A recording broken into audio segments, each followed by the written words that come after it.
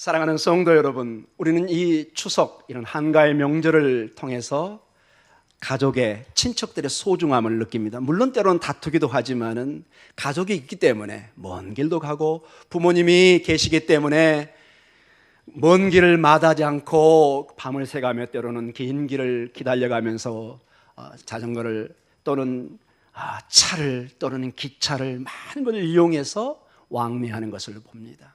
가족이 그만큼 소중하고 하나님이 주신 가장 소중한 가장 작은 단위가 가족인 것을 보게 됩니다. 가족을 통해서 우리는 때로는 생명의 보호를 받고 생명의 꿈을 꾸고 새로운 모든 한 영혼이, 한 인생이 자라나는 큰 중요한 보금자리가 이 가족의 단체에서 시작되는 것을 보게 됩니다. 그런데 여러분, 오늘 이 말씀을 통해서 보면 우리 예수님께서 이제 12장이 끝나가는 새로운 13장, 이제 전혀 어떤 면에서 다른 어떤 비유의 말씀이 시작됩니다. 이 13장이 시작되기 전에 12장이 맞춰지는 가운데 우리 주님이 우리에게 하나님 나라의 가족, 이 공동체의 이 가족의 어떤 정의를 내려주고 있는데 새로운 개념을 우리에게 주고 있습니다. 과연 교회라는 것은, 우리의 이 믿음의 공동체는 어떤 공동체로 이루어져 있고 주님이 어떻게 이것을 정의하는가가 참으로 중요하게 와닿습니다. 왜냐하면 우리는 계속해서 예수님과 그 당시에 가장 중요한 종교 지도자들의 큰 논쟁의 중심에 이 종교 지도자들은 큰 착각을 하고 있습니다. 그들은 수천 년의 아브라함과 이삭과 야곱의 육신적인 그러한 전통 속에 자동적으로 자연스럽게 하나님의 나라에 그냥 속한 것으로 판단을 하고 있습니다. 그래서 본인들이 하나님 나라 밖에, 하나님의 언약 밖에 있다는 선언을 도저히 받아들이질 못합니다. 우리 주님은 그러나 말씀하십니다. 우리 주님의 영이 함께하지 않으면 이 우리의 영혼에는 빈 공간으로 남아 있어서 무언가 채워져야 되는데 하나님의 성령의 역사가 임하지 않으면 악한 영이 들어와서 심지어는 7마리의 귀신을 데리고 와서 꽉 차 있는 모습을 보여주고 있습니다. 그래서 7이라는 건 단순히 숫자의 개념보다는 이 히브리 개념식으로 완전 숫자를 얘기합니다. 완전히 마귀에 의해서, 귀신에 의해서 지배당하는 그런 모습을 보여주고 있습니다. 이건 유대인의 세계에서는 전혀 받아들일 수 없는, 이해가 안 가는 그러한 개념입니다.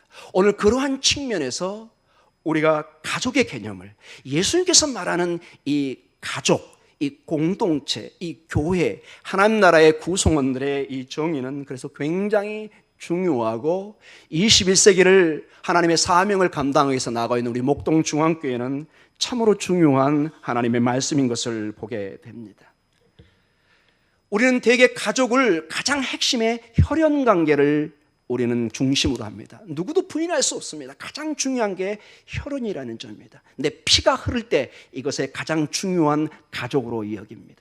그러나 우리가 조금만 눈을 열어보면 이 세상에도 이 혈연을 넘어서 중요한 공동체 개념이 있는 것을 보게 되고, 오늘 이 교회의 개념도 우리 예수님께서도 이 혈연을 뛰어넘는 새로운 차원의 가족의 개념을 소개하고 있는 것을 보게 됩니다.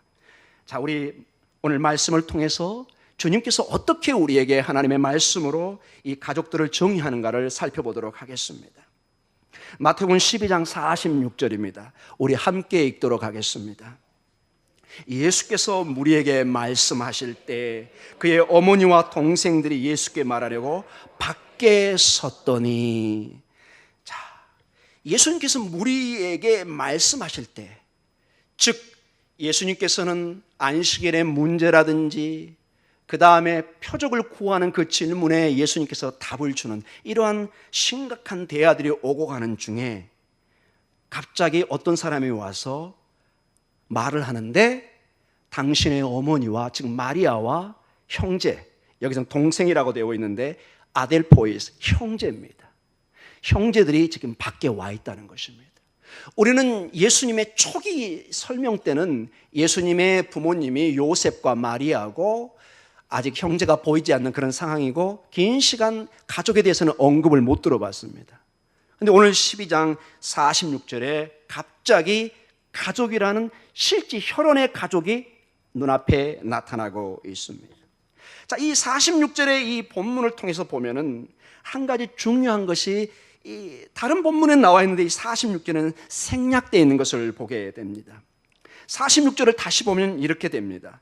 예수께서 우리에게 말씀하실 때에, 그리고 우리 성경은 한 가지를 생략했습니다. 따라 외우겠습니다. 보아라. 따라 외우겠습니다. 이두. 여러분 이제 헬라어를 자꾸 들었기 때문에 이건 중요한 단어를 제가 계속 반복하고 있습니다. 이두, 보아라. 그의 어머니와 동생들이 예수께 말하고 밖에 서 있는 것을 보아라. 이렇게 씁니다. 이 이두, 이 단어가 여기에 나와 있고, 이 중요한 단어가 오늘 46절, 그 다음에 47절에 또 나와 있습니다. 한 사람이 예수께 여짜오되 보소서, 이두, 당신의 어머니와 동생들이 당신께 말하려고 밖에 서 있나이다. 49절에 손을 내밀어 제자들을 가리켜 이르시되 나의 어머니와 나의 동생들을 뭐라고죠? 보라. 이 이두라는 단어가 3번 헬라어 원어가 반복되고 있습니다. 이것은 지금 하나님께서, 예수 그리스도께서 이 단어를 통해서 하나님의 놀라운 새로운 역사가 일어날 것을 주목해서 보라고 말씀하고 계십니다. 하나님께서 예수 그리스도를 통해서 어떻게 하나님 나라의 백성들의 그 가족 개념을 정리하는지, 이 놀라운 이 사건을 보라 말씀하고 있는 것입니다. 3번씩 이 이두, 보라는 말을 강조하면서 특별한 일이 지금 여기에 펼쳐지고 있다고 말씀하고 있습니다. 즉 이 본문이 중요한 게, 이 앞선 우리가 본문을 통해서 이스라엘 백성들의 가장 중요한 지도자요, 이 개념 중에 하나인 바리새인과 서기관과 이런 사람들이 가장 하나님 앞에 신실하게 이 하나님 나라를 환영하고 빛을 환영하고 이 나라의 풍성이 임할 것을 우리는 기대하고 있는데, 가장 적대시하고 거부하며 떠나가는 것을 보게 됩니다. 즉 신앙의 어떤 면에서 파선, 난파하는 배처럼, 이 배가 간다면 이 배가 더 이상 가지 못하고 난파되는 모습을 보여주고, 하나님 나라의 가족의 개념이 완전히 깨어져 가는 그런 상황 속에서 우리 주님이 이제 제자들을 통해서 새롭게 아버지의 나라의 구성원과 가족들을 정의하는 가운데 이 이두라는 단어가 3번 반복되고 있습니다.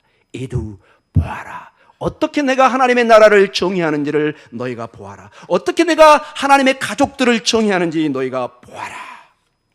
우리 47절을 계속해서 보도록 하겠습니다. 같이 읽겠습니다. 한 사람이 예수께 여짜오되 보소서, 당신의 어머니와 동생들이 당신께 말하려고 밖에 서 있나이다 하니. 자, 보소서라는 단어가 중요하고, 그 다음에 중요한 단어가 당신의 어머니와 동생들이 당신께 말하려고 어디에 있죠? 밖에 서 있나이다. 그 바로 앞선 절 46절에 그의 어머니와 동생들이 예수께 말하려고 어디에 서 있죠? 밖에 섰더니. 우리 번역에도 이거는 아주 명확하게 잘 해놨습니다. 2번 밖이라는 단어, outsider 이렇게 반복되어 있습니다. 2번 반복되어 있습니다. 이것은 단순히 어떤 사람의 부모님들이 밖에 서 있다는 그런 개념을 떠나서 중요한 신학적 의미를 내포하고 있는 것을 보게 됩니다. 자, 여기 상황을 보십시오. 예수님과 제자들은 지금 안에 있습니다. 그러나 혈연적인 마리아와 그 야고보 그 형제들은 밖에 있습니다. 비록 예수님과 혈연, 피가 흐르는 그런 육신의 가족이지만은 하나님 나라에서는 혈연으로 그 하나님 나라의 정의가 이루어지지 않는 것을 보게 됩니다. 밖에 있습니다. 밖에. 이게 굉장히 신학적으로 중요한 단어인 것입니다. 예수님의 혈육 가족들은 지금 밖에 계시다고 분명히 본문에 강조해서 말씀하고 있습니다. 즉 혈육 가족은 밖에 있는데 예수님은 새로운 하나님 나라의 가족들과, 즉 제자들과 안에 있다고 말씀하고 있습니다. 밖에 있는 자, 안에 있는 자가 지금 여기서 이렇게 구별되고 있습니다. 사랑하는 성도 여러분, 혹시 내 부모님이 목사이기 때문에, 장로님이기 때문에, 권사님이기 때문에, 집사님이기 때문에, 모태 신앙이기 때문에 나는 그냥 자동적으로 하나님 나라에 들어간다는 것은 성경의 개념과 맞지 않습니다. 육신의 피의 개념으로 하나님 나라는 그대로 연결되지 않는다는 것입니다. 물론 영향은 줄 수 있지만, 그러나 성경은 분명히 지금 이 단계에서는 나중에 어머님 마리아와 형제들이 예수님의 참 가치를 진리를 알고 돌아서는 것을 알게 됩니다. 그러나 지금 단계에서는 어디에 있죠? 밖에 있습니다. 아직 온전히 하나님 나라에 들어와 있지 않는 것을 보여주고 있습니다. 이것이 여러분 중요한 게, 제가 이 말씀을 묵상하면서 마음속에 요한복음 3장 1절부터 펼쳐지는 예수님과 니고데모의 대화가 갑자기 생각이 났습니다. 니고데모는 종교 지도자였습니다. 산헤드의 공회원의 멤버였고 중요한 사회 지도자였습니다. 바리새인이었습니다. 명망가였습니다. 하나님의 말씀에 충만했던 사람입니다. 그러나 그는 밤에 예수님에게 와서 예수님의 위대한 외적인 그런 표적에 대해서 자랑을 합니다. 칭찬합니다. 예수님, 당신은 분명히 하나님께로 온 사람이 맞는 것 같습니다. 이 놀라운 표적을 향하고 참으로 당신은 놀라운 선생님입니다. 이렇게 붙입니다. 큐리오스, 주님이란 단어를 안 붙입니다. 여기에 대개 우리는 현혹되죠. 나를 칭찬해 주다니 참으로 감사합니다. 우리는 전혀 그렇게 반응하지 않고 전혀 다른 질문을 합니다. 니고데모야, 너는 거듭나야 할 것이다. 따라 보겠습니다. 거듭나야 하리라. 거듭나야 한다. 전혀 예상치 않은 질문이 떨어집니다. 니고데모야, 너는 거듭났느냐? 아노텐의 역사를 해야 된다. 여기서 거듭남이라는 단어가 아노텐이라는 독특한 단어입니다. 이 아노텐은 저번에 얘기했지만 두 가지 중요한 뜻을 가지고 있습니다. 하늘로부터 새롭게 되는 의미를 가지고 있고 again, 다시라는 의미가 있습니다.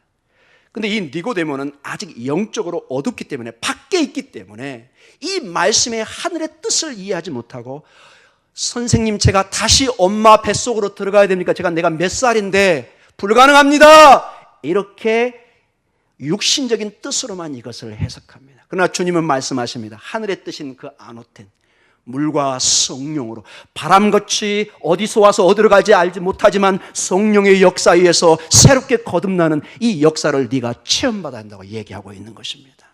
사랑하는 성도 여러분, 우리가 하나님 나라의 가족이 되는 것은 가장 중요한 것이 성령의 충만함을 받아야 됩니다. 성령의 역사에 의해서, 예수 그리스도에 의해서 하늘로부터 주어지는 생명에 의해서 새롭게 변화되는 이 놀라운 사실이 믿어져야 되는 것입니다. 누군가 수십 년을 가르쳐서 지식적으로 깨달아진 것도 중요하지만 내 심장이 말을 해야 되는 것입니다. 내 심장이 말을 해야 됩니다. 주님, 저는 주님 없이는 죽습니다. 저는 주님 없이는 살 수 없습니다. 때로는 새벽에, 때로는 예배 때 폭포처럼 쏟아지는 눈물의 모습이 있어야 되는 것입니다. 단순히 지적인 동의가 아니라 니고데모처럼 지적으로 당신은 위대한 사람이고 위대한 기적을 행하는 사람입니다. 충분하지 않습니다. 모태신앙 여러분, 좀 죄송합니다. 충분하지 않습니다. 그것은 여러분에게 좋은 영향은 줄 수 있지만 그것이 구원으로 개런티를 주는 건 아닙니다. 오직 성령에 의해서 우리의 가슴이 뜨거워져야 되는 것입니다. 그분이 믿어져야 되는 것입니다. 그분이 없이는 나는 죽을 것 같은 가슴을 찌르는 몸부림에 내 심령의 대답이 있어야 되는 것입니다. 사랑하는 성도 여러분, 계속해서 우리는 말씀을 보도록 하겠습니다. 12장 48절입니다. 같이 읽겠습니다. 말하던 사람에게 대답하여 이르시되 누가 내 어머니며 내 동생들이냐 하시고. 아멘. 자, 주님께서 계속 말씀을 이어갑니다. 그 사람들에게 묻습니다. 당신의 어머니와 형제들이 저기 밖에 있습니다. 그 사람에게 대답합니다. 누가 내 어머니며. 그리고 한 가지 생략되어 있습니다. 헬라어권에는 동일하게 누가 내 동생들이냐 하시고, 누가 내 어머니면 누가 내 동생이냐, 두 번 이 단어를 반복하면서 철저하게 이 질문의 중요한 점을 지금 건드리고 있습니다. 왜 이게 중요하냐? 여러분 생각해 보십시오. 지금 어머니와 동생들이, 형제들이 밖에서 다 들리는데 지금 서 있습니다. 오랫동안 자식이, 형이 집에 떨어져서 걱정돼서 와 있는지도 모르겠습니다. 무슨 이유인지 모르겠지만 지금 밖에 서 있습니다. 그리고 소개를 합니다. 당신의 가족들이 와 있습니다. 여러분이 옆에 서 있다고 생각해 보십시오. 여러분이 군대 면회를 갔다고 생각해 보십시오. 여러분의 자식이 얘기합니다. 누가 내 어머니고 내 형제들입니까? 얼마나 여러분 충격을 줬겠습니까, 여러분? 이게 무슨 소리지? 내 아들이 나를 버리는 건가?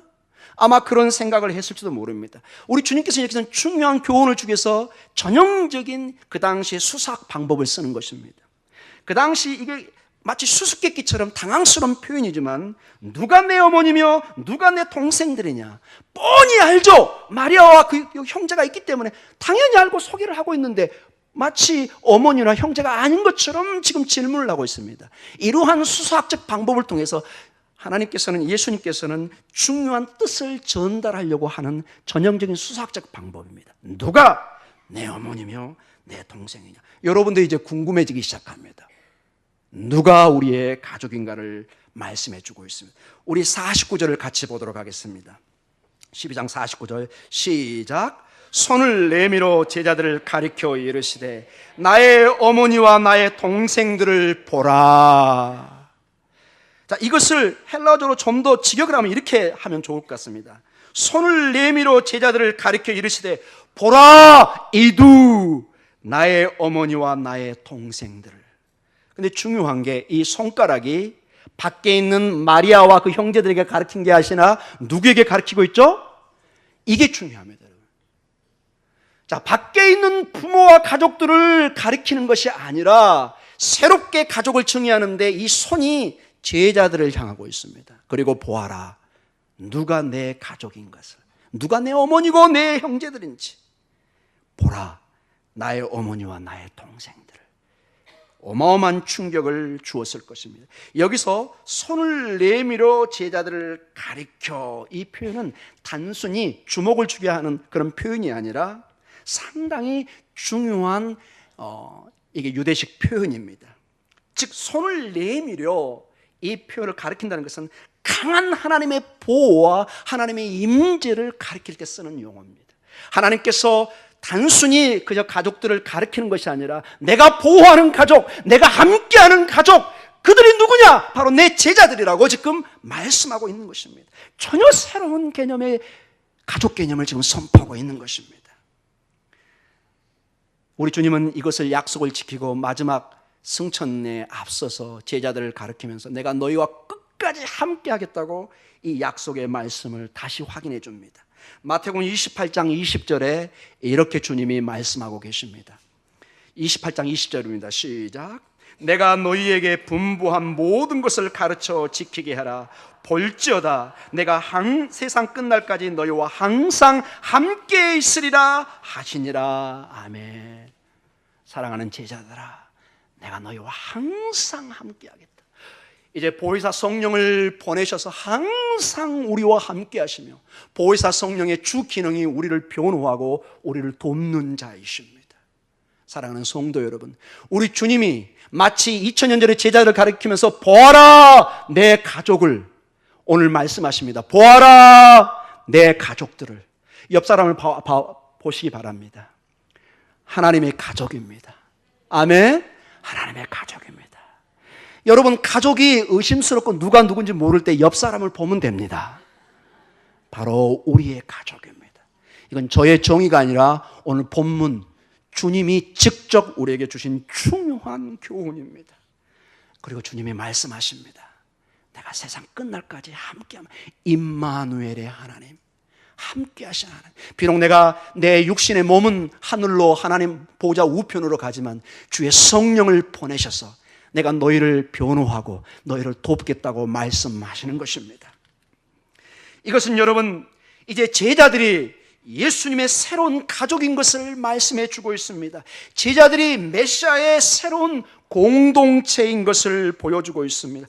더 이상 육신의 가족이 아니라 하나님 나라에는 새로운 가족의 개념이 이제 도입되고 있는 것을, 이것은 믿음의 눈이 아니면은 도저히 받아들이고 이해할 수 없는 부분입니다.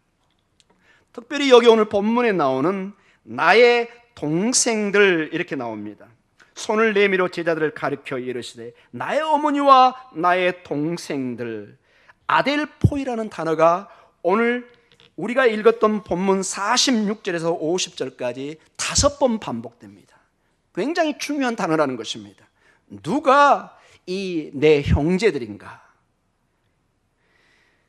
이것은 성경 본문을 통해서 이 아델포이, 이 형제라는 단어가 썼을 때는 항상 제자도의 삶과 연결될 때 이 단어가 쓰이고 있습니다.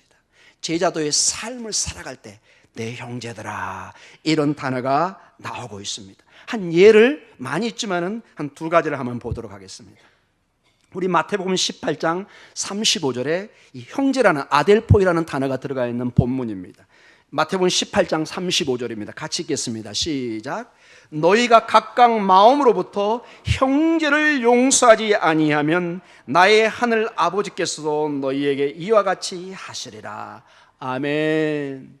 너희가 이제 내 안에 한 가족의 아델포이, 형제, 자매가 되었는데 반드시 용서의 삶을 살라는 것입니다. 이걸 하지 않으면은 너희에게 이와 같이 하시리라. 이렇게 말씀합니다. 용서하라고 말씀하십니다. 마태복음 23장 8절에 이런 말씀이 나와 있습니다. 같이 읽겠습니다. 그러나 너희는 랍비라 칭함을 받지 말라. 너희 선생은 하나요 너희는 다 형제니라. 너희는 다 아델포이니라. 너희는 형제 자매니라. 여기서 형제는 물론 자매를 포함하고 있습니다. 너희는 새로운 공동체의 가족이다. 너희는 하나이다. 이 개념이 여러분 언뜻 이해가 안 갈 때 부모님 입장에서 딱 돌아서면 금방 이해됩니다. 대부분 요즘에는 한두 사람의 자녀를 가지고 있는 젊은 가정이 많아서 자녀를 키우는 것이 옛날 우리 어른이 볼 때는 시군증 먹는 것처럼 보입니다. 반대로 이 젊은 가족들이 볼 때 옛날에 10명, 12명 되는 그 자녀들을 어떻게 키웠을까? 이름은 제대로 애우고 있을까? 의심스러울 때가 있습니다. 여러분, 그 부모님에게 물어보십시오. 단 한 명의 자녀가 소홀히 되는 마음이 있는가? 다 소중합니다. 부모 입장에서 그 자녀가 10명이든 8명이든 가슴을 애리는 자녀들입니다. 우리 주님이 볼 때 여러분 한 사람 한 사람은 가슴이 애리는, 얼마나 여러분을 사랑했는지 독생자를 보내셔서 십자가에 죽기까지 우리를 사랑하셨습니다. 아멘. 이 부모의 마음을 하나님이 표현하고 계십니다. 어떤 분이 신학적으로 이런 말씀을 하십니다. 세상에 아무도 없고 단 한 사람, 여러분 그리고 저 딱 한 사람만 이 땅에 있어서 우리 예수님이 오셔서 십자가에 달리셨을까요? 안 달리셨을까요? 이런 질문을 했습니다. 물론 가정이지만 그 학자의 대답은 한 사람이 있더라도 주님이 오셔서 십자가에 달려 죽으실 거라고 말씀하셨습니다. 아멘. 우리 주님의 사랑은 한계가 우리가 생각하는 사랑을 훨씬 뛰어넘는 것을 보게 됩니다. 그래서 오늘 본문에 나오는 형제라는 개념은 새로운 믿음의 공동체의 중요한 개념인 것을 보여주고 있습니다. 즉, 이 형제, 아들포이, 이 가족의 개념은 그래서 절대적으로 서로 도와주는 개념이고 함께 나누는 개념입니다. 여러분, 이 가족은 함께 나눕니다. 때로는 형이, 때로는 누나가 동생을 위해서 희생하는 것이 가족의 모습입니다. 또는 동생이 형을 위해서 희생하는 모습을 보여주는 것이 가족입니다. 드라마의 어려운 가정에 보면은 그런 거 있잖아요, 여러분. 때로는 학교를 포기하고 동생의 등록금을 위해서, 오빠의 등록금을 위해서 일하는 그런 모습은 가족에게 보여주는 독특한 사랑의 모습입니다. 우리 믿음의 공동체에 어떠한 도움과 사랑의 나눔이 있는지를 우리는 정말로 이런 본문을 통해서 도전을 받아야 됩니다. 우리 교회가 어떤 개인주적인 나 홀로의 신앙으로 간다면은 정말로 이 가족의 개념은 깨어지고 말 것입니다.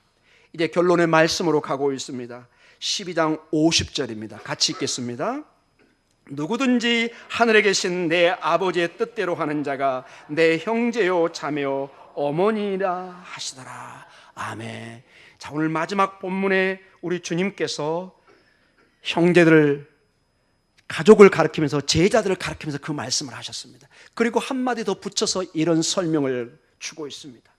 누구든지 하늘에 계신 내 아버지의 뜻대로 하는 자가 내 형제요 자매요 어머니라고 말씀하십니다. 근데 여기 보니까 첫 시작이 뭐라고 나오죠? 누구든지 모두가, 여기는 그래서 의도적인 단어를 썼습니다.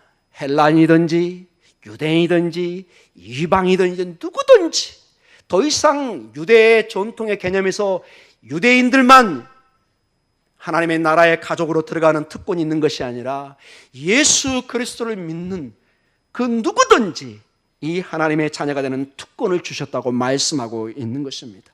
예수를 믿고 따르는 그 제자들은 그가 누구든지 이 공동체의 일원이 될 수 있는 특권을 주신 것을 보여주고 있습니다. 사랑하는 성도 여러분, 근데 여기 좀 더 중요한 단어가 하나가 더 나옵니다. 누구든지 하늘에 계신 내 아버지의 뜻대로 하는 자가, 자세히 보십시오. 같이 읽겠습니다. 내 형제요, 또 뭐죠? 자매요. 굉장히 독특한 표현입니다. 대개는 형제를 통해서 자매까지 다 포함시켜 버립니다. 그런데 우리 주님은 이걸 구별해서 쓰고 있습니다. 아델포스 카이 아델페, 형제요 그리고 자매요, 이렇게 구체적으로 쓰고 있습니다. 왜 이 말이 도전적이냐면은, 여러분, 우리의 조선 사회와 2000년 전의 유대 사회는 너무나 흡사했습니다. 우리 여성분들 좀 죄송한 얘기지만 여성들은 사람 취급을 받지를 못했습니다. 일단 숫자에 들어가지를 못했습니다. 근데 우리 주님이 오늘 본문을 통해서 보니까 그 당시에 그 정말 전혀 인간으로서 취급받지 못했던 그 여성, 그 자매를 부르면서 자매도 내 형제요, 내 자매요, 어머니라고 말씀하고 계십니다. 정말로 모두를 포함한 하나님의 가족의 이 놀라운 은혜를 보여주고 있습니다. 더 나아가서는 12 제자뿐만 아니라 그것을 모두를 뛰어넘어서 모두가 포함되는 하나님의 공동체가 된 것을 선포하고 있습니다. 아멘. 하나님의 은혜입니다, 여러분. 하나님의 은혜입니다. 누구든지 아버지 하나님의 뜻을 이루는 자는 하나님의 자녀가 되는, 가족이 되는 특권을, 권세를 주는 것을 말씀해 주고 있습니다. 여기서 아버지의 뜻이라는 것은 굉장히 중요하게 이미 마태복음 7장 21절에 강조되고 있는 것을 보여주고 있습니다. 마태복음 7장 21절에 이렇게 시작됩니다. 같이 읽겠습니다. 나더러 주여 주여 하는 자마다 다 천국에 들어갈 것이 아니요 다만 하늘에 계신 내 아버지의 뜻대로 행하는 자라야 들어가리라. 아버지의 뜻. 이 아버지의 뜻은 여러 가지로 말할 수 있지만 오늘 저는 요한복음 6장 28절과 29절에 가장 중요한 출발점을 저는 우선 강조하고 싶습니다. 요한복음 6장 28절과 29절에 아주 중요한 대화가 오가면서 주님이 직접 하나님의 일이, 아버지의 뜻이 무엇인지를 설명합니다. 우리 같이 보도록 하겠습니다. 시작. 그들이 묻되 우리가 어떻게 하여야 하나님의 일을 하오리까? 예수께서 대답하여 이르시되 하나님께서 보내신 일을 믿는 것이 하나님의 일이니라 하시니라. 아멘. 하나님의 일이 무엇입니까? 하나님의 뜻을 이룬다는 것이 무엇입니까? 가장 중요한 출발점이 뭐냐? 아버지가 보내신 그 아들을 믿는 것입니다. 모든 출발은, 모든 생명은, 마지막은 예수 그리스도에게 있는 것입니다. 예수 그리스도를 믿을 때, 그 생명과 하나 될 때 우리는 새로운 비전을, 꿈을, 새로운 출발을 계획할 수 있습니다. 새로운 창세기를 쓸 수 있습니다. 비블로스 게네시오스, 예수님의 족보라고 나오는데 그것이 예수님의 창세기를 마태복음 1장에 말한 거라고 우리가 재해석을 할 수 있다고 말씀했습니다. 예수님을 만날 때 우리는 새로운 창세기를 시작할 수 있습니다. 새로운 우리의 출발을, 우리의 기원을, 새로운 생명을 출발시킬 수 있는 것입니다. 예수와 함께 할 때 하나님의 뜻을 이룰 수 있습니다. 예수 그리스도를 통해서 아버지 하나님이 우리를 기쁘게 받아주는 것입니다. 오늘 이 예배도 예수 그리스도를 통해서 우리가 나아갈 때 하나님이 영광을 드러낼 줄 믿습니다. 사랑하는 성도 여러분, 이제 결론적으로 말씀을 마치겠습니다. 오늘 우리는 하나님 나라에 속한 백성들로서 크게 이 공동체가 변화되는 모습을 살펴보았습니다.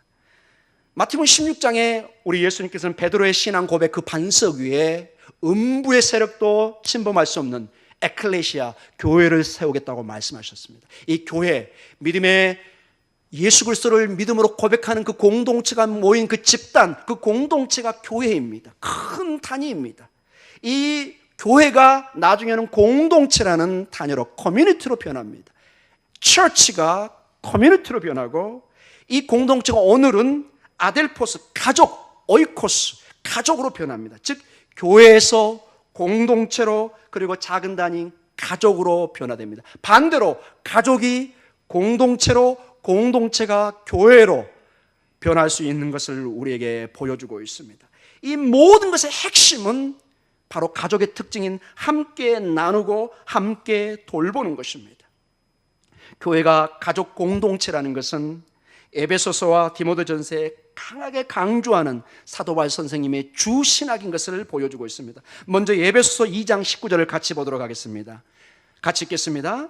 그러므로 이제부터 너희는 외인도 아니요 나그네도 아니요 오직 성도들과 동일한 시민이요 하나님의 권속이라. 아멘. 하나님의 권속, 좀 단어가 어렵습니다. 하나님의 가족이란 뜻입니다. 하나님의 가족이라는 것입니다. 오이코스란 이 가족이란 단어가 딱 들어가 있습니다. 우리가 누구냐? 단순히 그냥 모임의 단체가 아니라 가족이라는 것입니다. 예수 그리스도로 모이는 그 순간 우리는 뭐가 된다고요? 하나님의 권성, God's household, 하나님의 가족. 여러분, 내 가족, 내 가정, 이거는 절대로 버릴 수가 없습니다. 이 가족을 외면할 때 내 정체성을 버려버리는 것입니다. 우리의 마지막 중요한 이 정체성이 가족입니다. 내가 나온 곳입니다. 이건 버릴 수가 없습니다. 여러분이 예수 그리스도와 하나 될 때 이 가족에 하나 되는 것입니다. 그런데 이 교회가, 우리가 하나님의 권속, 하나님의 가족이라고 분명히 에베소 교회에 말씀하고 있습니다. 디모데전서 3장 15절에 이런 말씀이 있습니다. 같이 읽겠습니다. 만일 내가 지체하면 너로 하여금 하나님의 집에서 어떻게 행하여야 할지를 알게 하려 함이니 이 집은 살아계신 하나님의 교회예요. 진리의 기둥과 터니라. 진리의 기둥과 터, 이 교회, 이걸 말하면서 중간에 하나님의 집에서 이렇게 얘기합니다. 즉 하나님의 가정에서, 동일한 에베소 2장 19절에 나와 있는 동일한 헬라어 원어가 여기에 동일하게 나오고 있습니다. 사랑하는 성도 여러분, 교회, 초대교회의 역사를 보면은 교회는 가족 공동체로 출발한 것을 보게 됩니다. 작은 가정교회에서 출발합니다. 그리고 교회를 어떻게 비유를 했냐면은 엄마가 젖먹이 아이를 젖을 먹이면서 키우는 모습을 항상 그려놨습니다. 교회는 마치, 여러분, 가장 엄마가 조심하고 강할 때가 언제죠? 젖먹이 아기에게 집중해서 젖을 줄 때입니다. 모든 내 생명을 나누는 것입니다. 그리고 그 아기는 엄마의 모유를, 엄마의 젖을 먹지 않고는 살 수가 없습니다. 생명이 서로 오고 가고 있는 순간입니다. 교회, 우리의 모임이 바로 이 관계라는 것입니다. 사랑하는 성도 여러분, 이제 여러분 옆 사람이 얼마나 중요한지를 알게 됩니다. 옆 사람이 없으면 여러분 같이 죽는 것입니다. 마치 엄마가 없는 것입니다. 엄마에게 그 아기가 없는 것은 의미가 없습니다. 엄마라는 이름이 어디서 왔나요? 그 아기가 있기 때문에 나왔습니다. 아기는 왜 존재한가요? 그 엄마가 있기 때문에 그렇습니다. 옆 사람을 다시 한번 보시기 바랍니다. 얼마나 귀한 분이 옆에 계십니까, 여러분? 얼마나 소중한 분이 여러분 옆에 있습니까? 여러분, 이제 이 교회 공동체를 정말로 다시 생각하셔야 됩니다. 주님이 말씀하십니다. 만약에 이 교회 공동체가 좀 희미해지고 연약해지고 조금 싸울 일이 있으면은 오늘 12장 49절을 반드시 보시기 바랍니다. 우리 12장 49절 다시 보도록 하겠습니다. 가족이 의심스럽고 마음이 답답할 때 이 말씀을 보십시오. 손을 내밀어 제자들을 가리켜 이르시되 보라 나의 어머니와 나의 동생들을. 내 가족입니다. 믿던 곱던 가족은 가족입니다. 아멘. 그게 가족입니다, 여러분. 에이 못난 놈 나가, 이런 가족 없습니다. 가족은 무조건 감싸 안는 것입니다. 여러분, 마음에 가족이 의심스러울 때 49절 주님이 손을 내밀어 주님의 보호와 주님의 함께하심의 상징인 손을 내밀어서 다른 사람도 아니고 우리 제자들, 우리를 가리키면서 이두 보아라, 내 어머니와 나의 동생들을, 내 가족을 보아라. 옆 사람 다시 한번 보도록 하겠습니다. 내 가족입니다. 여러분, 너무 자주 보는 건가요? 자주 보시기 바랍니다. 여러분, 우리의 가족입니다. 내 가족입니다. 주님이 말씀하셨습니다. 만약 제가 이런 얘기를 했다면 오늘 우리 담임 목사님 웃겼어? 이렇게 나올 겁니다. 저 웃긴 사람 아닙니다, 여러분. 심각한 사람입니다, 여러분. 주님이 말씀하고 계십니다. 주님이 손을 내밀어서 내 가족을 보아라. 새로운 정의를 하고 있습니다. 사랑하는 성도 여러분, 결론적으로 말씀을 마치겠습니다. 서로 사랑하고 격려하는 사랑의 공동체, 이게 교회의 공동체입니다. 함께 기도하고 함께 울고 웃고 함께 슬퍼하고 함께 기뻐하는, 이것이 새로운 대한공동체인 것입니다. 더 나아가 저는 한 가지를 더 덧붙이겠습니까? 여러분, 이번에 지진이 일어나고 우리는 비껴갔지만 저 대만과 중국에 어마어마한 태풍이 2개나 지나갔습니다. 얼마나 무서운 자연들이 일어난지 모릅니다. 이제 주님 오실 날이 점점 다가오고 있습니다. 이 종말의 신앙, 마라나타의 신앙을 나누는 공동체가 바로 우리입니다. 이 얘기를 하면은 다 미친 사람 취급합니다. 눈에 보이지 않기 때문에. 그러나 이 믿음의 공동체는 서로 사랑하고 서로 격려하고 서로 기도하면서 동시에 종말의 신앙을 가지고 우리의 영원한 소망을 함께 나누는 것입니다. 사랑하는 권사님, 사랑하는 성도님, 사랑하는 목사님, 사랑하는 장로님, 사랑하는 집사님, 오시는 주님을 우리 기다리십시다. 마라나타의 신앙은 오늘도 믿음으로 승리하십시다. 오늘 내가 비록 넘어지고 쓰러지더라도 다시 오실 주님, 영원히 함께 하심을 약속하신 그 주님, 내 신랑 되신 주님을 바라보면서 오늘도 부활의 신앙으로 승리해 나아가십시다. 이런 고백과 격려가 있기를 축복하며 기도합니다. 기도하겠습니다.